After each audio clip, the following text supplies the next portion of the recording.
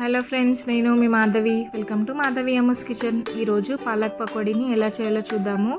ముందుగా ఒక 4-5 పచ్చిమిర్చిని మధ్యలోకి కట్ చేసుకొని రోట్లో వేసుకొని కొంచెం కచ్చపచ్చగా దంచుకోవాలి. దాని తర్వాత దాంట్లోనే కొద్దిగంత జీలకర్ర వేసుకొని దంచుకోవాలి. ఇప్పుడు వీటిని ఒక బౌల్లోకి ట్రాన్స్ఫర్ చేసుకోవాలి. దాంట్లోనే కొద్దిగంత పసుపు వేసుకోవాలి, ఉప్పు వేసుకోవాలి. ఇప్పుడు వీటిని కలుపుకోవాలి. కలుపుకున్న తర్వాత శనగపిండి వేసుకోవాలి. శనగపిండి వేసుకున్న తర్వాత దాంట్లోకి ఒక 1 టేబుల్ స్పూన్ బియ్యపిండి కూడా వేసుకోవాలి. వేసుకున్న తర్వాత ఈ పిండి మిశ్రమాన్ని బాగా కలుపుకోవాలి. బాగా కలిసేలాగా చేత్తో బాగా కలుపుకోవాలి. కలుపుకున్న తర్వాత ఒక 1/2 స్పూన్ అల్లం ఎల్లిగడ్డ పేస్ట్ వేసుకోవాలి.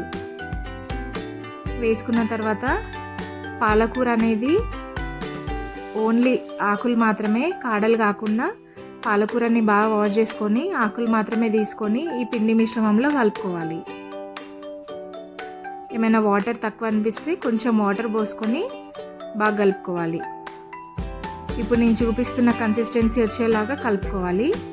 ఈలోపు స్టవ్ పైన ఆయిల్ పెట్టుకొని వేడైన తర్వాత ఈ పాలకూరని కొద్దిగా వేసుకోవాలి.